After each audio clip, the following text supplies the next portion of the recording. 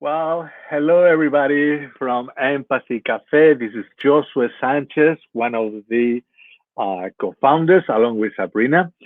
Today we have somebody, Shawna, Shawna Bargani, and we are going to have a one-on-one conversation with her. You know that everybody's got a story that can change your heart, and today we are going to listen to Shawna's story. Earlier this week, I posted the question for you guys. I said, I'm going to meet with Shauna online. Send me questions that you have regarding the last uh, four, 3, 4, 5 weeks since all this COVID-19 um, new reality came to happen. And I asked you guys, what do you want me to answer? So I wrote down all your questions and we are going to do that. So I want to introduce you to, oops, to Shana. Hi, Shana. Hi.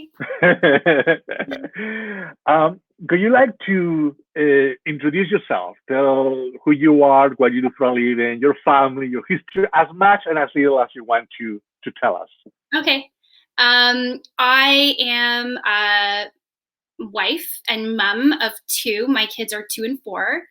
And in the real world, I have a part-time job running a marketing consulting company. I left my corporate career about 2 years ago when the second kid was born and decided to stay home. And now I spend my day running kids to school, to preschool, to skating, swimming, dance, and all kinds of stuff. And in between there, I squeeze in some client work. So that's my life. Been doing that for a while now. So Thank you, Shana. I gotta tell you guys something about Shana. Eh, we met about what, 20 years ago, Shana, something like that. officially, I think it was 1998. I think. Yeah, wow, yeah. I was on my first year as a pastor and chaplain, and you were the last in your last year of high school, right? Mhm. Yep. And you were my secretary. The thing is that we don't have that much age of difference. I think there are like a 10 years maximum of difference. Yeah, I think you're my older brother's age. Yeah, I think Yeah, it's yeah. exactly. And you were so creative and so helpful. And I had no idea what to do. It was my first year. But there is something that I've told you several times, Shana, and something that um, uh, uh, made a huge difference, a huge impact in my life. Is I got sick. That was the first time I got sick. I got many times sick, and I had to uh, get a sick leave. So I had to stay at home.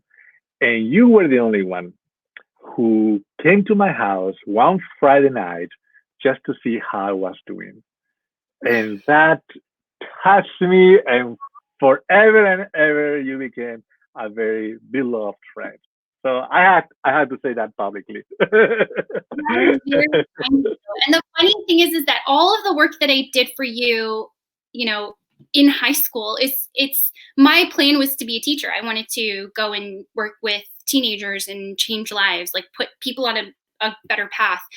I didn't do that. I did a little bit of teaching and just it was just not the path that I chose. And the funny thing is that I've wound up creating a career pretty much doing what I did for you all those years ago, like doing writing letters and arranging things, and that's what I do now professionally. I've done it for 10 Yeah, years. Really that's funny how amazing, eh? full circle all these years later. Isn't that funny? You gave me my kind of this entryway into a career I've pursued for 10 years. So Wow. Wow. mhm, Okay, mhm. so I'm gonna show you here. I'm gonna show here in the um on the screen the first question that somebody sent. Thinking ahead to what normalcy might mean after quarantine isolation time is over, do you hope to go back to life as it was, or will you live differently? I desperately want life to go back to how it was. I personally miss it because I have two very small kids. My husband is working. He has a really great job as a project manager for a construction company. So he's full time. He's working intensely because their staff has been cut back. So they're running on a skeleton crew right now, and he's everything has fallen on him as far as the project management goes for his company. And I am usually, my parenting style is to just keep kids in programs and keep them busy and enrich them as much as possible. So we are almost never home. So to be stuck at home now full time all the time is it's like you've had everything taken from you. I've watched my 2-year-old cry on 2 occasions because he missed his favorite ladies at his preschool. And he's a homebody, so he's taken it a lot easier than my older child, who has had, like, her first dance recital was canceled. She's missing her friends. She misses school. She is better behaved when she's in school because it's enrichment. It's constant. She thrives in social interaction. So what she does at home does not compare to what she does at school. So even if I'm trying my hardest and I have no work and I've planned crafts and so many activities, it's nothing like what she gets at school because she thrives off this interaction with her friends. So I really miss the normal world personally. So I just miss everything. My wife is a teacher, and she has one student. She teaches grade 2, and she has one student that misses school very, very much. So the other day, Elena, my wife, went to school to get some material, and she phoned the mom of that student. They live very close to the school, and said, I'm gonna be in my class. Maybe you want to stop by. So the boy went running from the home to the window, and she was like this, "Hi, teacher," and so a little drawing that he made for her, and he was crying at home. The students really, really miss the teachers, especially at a young age, like your kids, right? Yeah. We share emails with the teachers. We have done calls with her friends, like FaceTime her friends. It's just, I don't do too much of it because the first one ended in tears. The kids were crying. There's another family that have kids the identical ages that we know from preschool. And so, we're all of us are friends. I'm really quite good friends with the mom. So we did FaceTime, and it just ended in tears because the kids missed their friends. They were so excited, and it kind of put me off doing too much. So I kind of just want them to get used to the fact that we're home and this is it, and this is our new normal, and this is how it'll be for a while. So we don't really talk too much about the future. We talk a little bit about what's going on in the world. They have an understanding, but I try not to, just dangle what they don't have right now, what we're missing. I don't want to dangle too much of it in their faces. So and that will take us to the next question. Somebody asked, what is something you plan to no longer take for granted? Drive-throughs. Drive-throughs, mom chats, and I was talking with my husband about this the other day. I think watching the kids go to the park, watching them just have fun and free play, walking by someone and not feel like utter, when we are bike riding, I pull the children off because they are we're talking a 2-year-old. So I will pull them off onto the boulevard and let the person pass me because they don't always respond to verbal cues or directions. So I pull them off, grab them, and then we have to let the person go. And I make a really big deal about it. Well, remember, people are sick right now, so we have to stay away from people. And that's what I say. They're not paranoid. I don't want anyone to think that I've built up fear in them. We just frame it like that, and they understand. They're fine with it. But it's just to relax, let your guard down, I think is something that I will not take for granted. To not be absolutely paranoid because someone has walked 2 feet from you or beside you. And the little things like driving in the sunshine and going to a drive-through. We are not doing takeout. Like we're literally limiting all of our contact outside. Yeah. Delivery only, because we have a few medical conditions, like family members here with us in the house that have medical conditions and who are older. So we can't. We have high risk people that live with us, so we can't be. We're just extra ultra cautious. So and rightly so. Rightly so. From day one. So I think just taking the little daily things, the freedom that I can leave my house when I want, go where I want. I think that I won't take for granted because you have nothing right now. That's true. That's true. Next question. Will you live more intentionally post-pandemic? That's a good question, because so many times I almost feel guilty as a mom, like when my kids are just having an awful day and there's a lot of behavioral issues.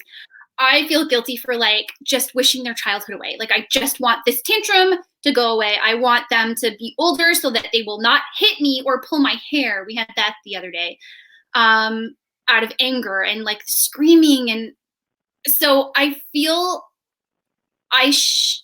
guilty as a mom. Like I'm wishing my precious children, I wish these precious years away, because I know in a few years they're going to think I'm a loser and want nothing to do with me, as teenagers do. Like they won't want to cuddle me. They won't want to kiss me and all of the things. So I would like to say I will live more intentionally, but it's stressful. Doing everything is stressful. Like they are so busy. Usually they are so active. I barely have time to even think about the day and what I've done in a day. I'll rethink of like what we've done in a day, and I'm like, oh my gosh, we've been so busy. So I don't know if we will. I think I want to say that I want to be more intentional, and we'll just see how it turns out. But it is not the philosophical answer you're looking for. It can become like a huge expectation that we put on ourselves, and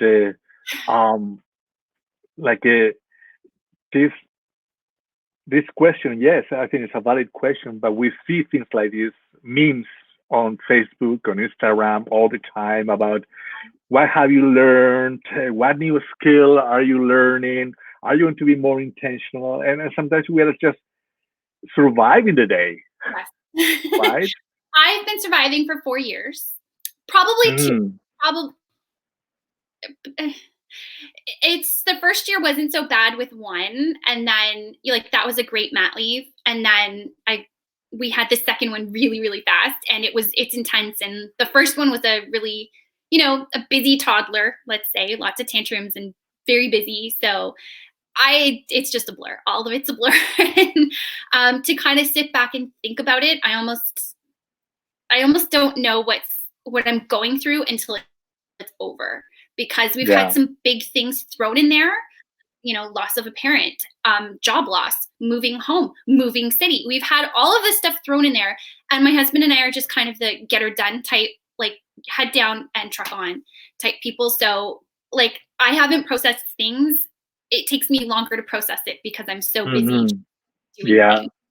So I want to feel very intentional. I want to be more aware, but I'm not right now, honestly.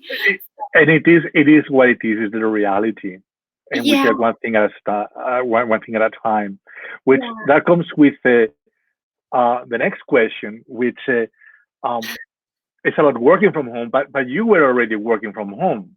No, so, that is not true. No. That's a mistake. I work from preschool. So my son attends a preschool for 2 hours every morning, and then I join. So he's not in a day-long preschool. The reason I'm home is because we had a lot of daycare issues, and we just the quality of care we were getting, all of the issues. I won't go into it, but we had just what we got for our childcare, and it was questionable. And we just decided for me to stay home. And the amount of times my daughter was sick with like pussy, disgusting eye infections, all of it. We had so many issues. Diaper rashes. No child deserves that. So anyways, we decided that I would stay home, but in order to keep the kids enriched, they go to a preschool program. some of it's free play until they're about 3, and then at 3 it's a more 2.5. It's more structured. There's story time, and it's wonderful. My daughter has learned Spanish. Some of the girls that work in her preschool they wear a headscarf. Some of them are Russian. My little boy loves this like Russian lady. We have such a bond. They exchange Christmas gifts, and she said that no matter how bad her life is, she said she knows she's going to come and see my little guy, and everything's better. Like, she just loves him. Oh. And that's the only woman he will go to in preschool when I drop him off, because he's so attached to me, and it's only 2 hours. But he'll only go to her because he loves her. So I am a work from preschool mom. I work in the lobby while he is playing for 2 hours, and then I join him and we go to an open play for an hour, and I chat with mom friends and he sees friends. We have snacks with friends, and then we're home for lunch and nap time, and then it's time to pick up my daughter. So our days go by really fast. But if I have like get other stuff done, I'll wake up really early, between like 4 and 6 I work sometimes, or 2 to 4, and then go back to bed and then wake up. And sometimes I can work during nap time, or I'll just put him in front of the TV to work for an hour. But it's one kid, and he's a really easygoing kid. Working home with 2 kids is not happening. So their quality of care goes down when I have a project. If I have a deadline, their quality of care is, here's your TV, and I absolutely hate working at home with 2 kids, because my husband can't leave his job, because they've already done a huge layoff with his company.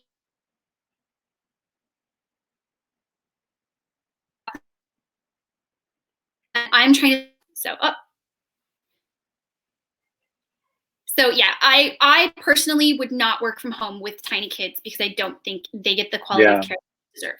So I will continue to work from preschool, but not from home. I've actually contemplated not having client work anymore, like just folding up during this, because I have to figure out. Yeah, I have to. Plus, then my own, like, I need to work out. I need to take care of myself, my own self-care. So that would go in the toilet. So we just have to find a better balance. We're not doing that very well right now. Yeah. To work on. That's to work on. So. Next question: has this experience changed you? Yes. How? I have been working out every day for the past month, and I have worked out every day for the past month. I've been doing cardio and Pilates every morning, at least an hour, because I don't have to run around to get everyone out the door by 8. So because usually I wake up earlier than everyone else to get the lunches made, to get myself ready, and then the kids wake up and they're ready. Like, it's really busy. So to have the ability that I wake up early and I just hang out with me, and I love it. So it's my favorite thing that I can just exercise, and it's not usually, if I exercise, I have to miss dinner with the family. So it's just meant that I don't have to wear, because we're usually rushing to go someplace. So it's just, I've enjoyed that. It's nice to watch the kids together, but we do have the kids home, so they get about 5 hours together every day normally. So they're very close. They're really close. So. What about? They're screaming outside. I don't know if you. Huh? There's a neighbor kid is screaming outside, so I hope you can hear it. Well, we cannot hear it. And has this made you a little bit more self-protective? I think this is the next question, and I think you can answer that. You kind of answer that, right? You made self-protective, or your own time more empathetic. Any change in that? I feel for people who do service jobs. My thought for these young people, I went to pick up, my husband has been doing the groceries, like picking them up and everything, because I have the kids, so we won't take the kids. The children have not left, like gone to a store or anything in the full 5 weeks. So if when we go pick up groceries and things, like we do the pickup, the curbside pickup. So I did it one day, and there was a young man who was probably the age of my niece, who is, I think she's 21 now, maybe 22. And he was packing our car up, and I Mm. just started crying because I was like, because you're working, my kids have food. My daughter's lactose intolerant, so she has, specific things she needs, and we had just run out of milk, and our grocery order was a day late, so we were like, literally, we were down to about this much milk for the whole family. So the adults had to deal. The baby, like the toddler, was given priority, and then my daughter, we can offer her juice. They don't normally drink juice, but we can offer her juice because she can navigate easier. The little one still Yeah. takes pills for nap time, so Mhm. bedtime. So, because this person is working, we were down to like 0 milk. Because he's working, we were able to have what we needed as a family and get my daughter the milk that she needs because of her condition. And I cried because I want to cry thinking about it, because it was so Yeah. incredible that he's working this crummy job. You get paid next to nothing, and he's doing it, and I was able to be safe because he could do it.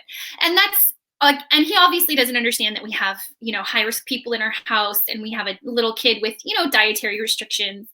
This is a little off topic, but I worked retail all through SARS. I worked at Aldo Shoes in Woodbridge, which is they had a pretty bad breakout there. And I remember kids calling in and saying, I can't come to work because my mom's afraid of me catching SARS. And I never thought anything of it, not once. And now, Mhm. that I'm watching other people go through something similar, it just means more to me, because I don't know, it's that they're just Yeah. doing, and Yeah. because it's so much more serious. So it's Yeah. just what these people are doing. Indeed. Yeah, crummy jobs. They're not. These are kids.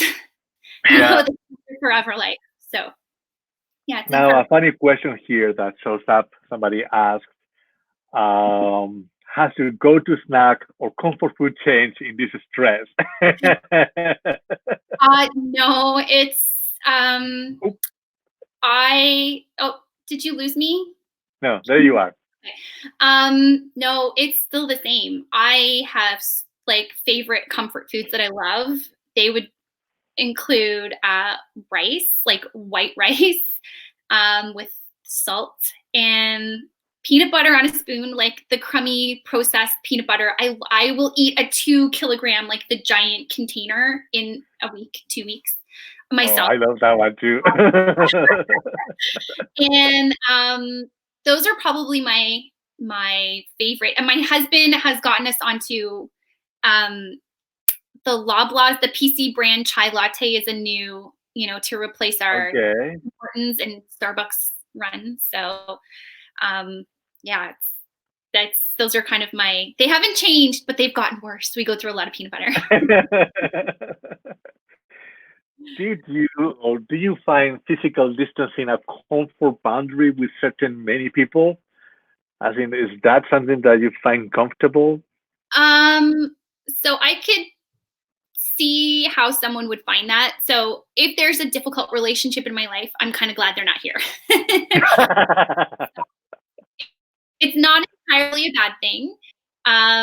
There are people that, situations, I'm just not trying to be specific here. I'm appreciative of it sometimes, but then other times, like Easter, I missed family, and I missed watching the kids. Like I bought my daughter like the cutest little ballerina tutu, and my little boy loves sharks, and I bought him like a little button-down shirt with sharks all over. So they were Oh, ready to go for their Easter day, and I had bought it all before this ever happened. And they didn't get to have the big fancy Easter, and I'm missing family, but in other ways, yeah. I'm glad that certain people are where they are, which is not Do here. you think that after this is over, um, will we keep some of those distancing? So how long do you think it will last?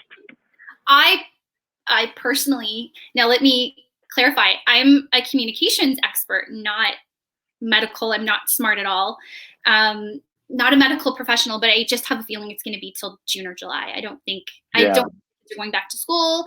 I don't think this is ending anytime soon. And I have days that are very heavy, that feel very heavy, and I just miss life. Like, I want my kids out to go do something, get out of my house. Mm-hmm. They're just ripping things apart. They're fighting. They're hitting. Yesterday, the little one hit the big one with a giant golf club. Plastic, oversized, like plastic golf club. So it didn't hurt her. But we just kind of all laughed because it was just so comical, and we're all so stressed, and they're so stressed, and she had just been mean to him, and then you're like, wait, I have to stop this. You can't do that. So Yeah. I think it's just too much for all of us. So Yeah. yeah, it's a lot. Are you a hug person, a huggy person? Do you like hugs? Hats? Yeah, hugs. No. No? I am That next question. When was the last time someone hugged you, besides your husband? No, the little guy. Oh, a hug person. I thought you said hat. Oh, No, hugging. So the last time I hugged someone outside of my house or in my house? I imagine that they intended to say somebody outside your house. Because Yeah, so inside your house, we still are together and we everything. hug all the time in the house. We're very affectionate. Yeah. My kids will randomly tell me, "I love you, mommy," which is, breaks my heart. Or melts your heart. Probably Outside your house. Yeah, probably a mom friend at preschool, probably. And I have a friend. I think it was my friend Carrie. I'm not sure. Probably Carrie if it was anyone. Yeah. I don't know. So the last question. I haven't hugged anybody in a long, long time outside my house, because this stupid agoraphobia that I have to deal with, right? So I don't feel much difference, but it's true that we miss the connection. Yesterday, I think it was yesterday or before yesterday, a friend of my daughters, she's learning how to drive. So she went with her dad. They went to Starbucks, drive through Starbucks, and then she called my daughter and said, "What Starbucks drink you want? What do you want?" So my daughter told her, "I want this." Why? She said, "You'll see, you'll see." So she bought it, and then they came home to my home. They parked in the driveway, and then she delivered the drink to my daughter, and they were probably 10, 15 feet apart, and they had a whole conversation right in the driveway. Her dad was in the car waiting. I was inside the house, and they were outside, cold, with a drink, and my wife and I were looking from the window, and we're like, "Oh, this is so cute, but this is so sad at the same time that they're gonna be together, right?" So, it's been half an hour of your time. Thank you so much. Parting question: what do you tell the moms that are listening? What's something that you want to give them? A piece of advice that you would like to tell them? There's something on social media that is going around, and it's a quote by a PhD, some smart person with a PhD, and it is, you're not a teacher. Parenting, teaching, and working are really hard. Plus, you're doing it in a pandemic, so you need to give yourself some grace. I think that giving yourself some grace is probably the most important thing. I just had a call with one of my daughter's friends, and the mom is cleaning her bathroom. I don't clean my bathroom unless I can physically see the dirt. Probably it's not going to get cleaned. She was cleaning her bathroom, and her daughter, they make like their own soaps, and they do she was going through the school list and all the things the teacher had sent them, the links, and she was telling me about it, and I was like, yeah, we make toilet paper rabbits, like toilet paper roll rabbits, like just like a craft. And we kept go on a nature walk, we'll go on a bike ride, and I call that a day. And then here's an iPad, here's an educational app, and it's not perfect. It's not just doing all three things at once, parenting, and this other big thing too is it's really hard. So give yourself some grace and just lower your expectations and enrich them as best you can and parent them as best you can. And then, do your side gig, your job, your profession as best you can, but don't expect it to be everything because you're not giving anything 100%. You're here, you're there, you're here. Like it's never impossible. 100%. So it is so hard. But I get more cuddles in a day. My kids are so close to each other, and we haven't eaten out in a month. So I was kind of proud of that. No takeaway. So I thought I was really proud of that. I don't know. Just give yourself grace. Take it easy. Yeah. I think stress, anxiety can present itself in ways that you have no idea. So my kids having a tantrum because I said no to something, or fighting with each other, hitting the other one with a plastic golf club. Those are all signs that they're just coping with this weird situation. And so they're freaking out. You're freaking out. You're binge eating too much peanut butter. Maybe you're drinking too much coffee. Maybe having trouble getting out of bed in the morning. I don't know. But yeah, that's my other piece of advice. So give yourself grace and then find a coping mechanism. Like what makes you feel like you still. So for me, if it's working out, going for that, I have a friend that is today running 40 kilometers, my girlfriend. So hi, Angela. So, if that's what you need to do to make you feel like you, go do it. For me, it's my full face of makeup every morning. I am ready to go. Whatever happens to me that day is going to happen, but I'm still me with that done. So whatever that is, maybe you like to wear, your nice clothes out. I don't know what it is at home. Get dressed for the day. Do one thing that just helps you feel like you're normal. Those are the two things that I could say. Just give grace and maybe find something that helps you cope. So. Yeah. Well, Shawna, thank you so much. I love you. You too. Say hi to PJ and the kids for me. Thank you very much. Bye, everyone. Bye-bye. Well, this was one-on-one with Shawna Bargani, my friend from almost more than 20 years, 22 years. And we will continue doing these things. Okay, we are going to do more live interviews and live conversations. If you would like to have a live conversation with me or with Sabrina, just hit the comments here below or send me a DM, and we will join that. Okay, we are going to save this. We will publish it on Instagram, and we will have it here. Remember that everybody's got a story that can change your heart, and your story matters. Peace and love. Bye-bye.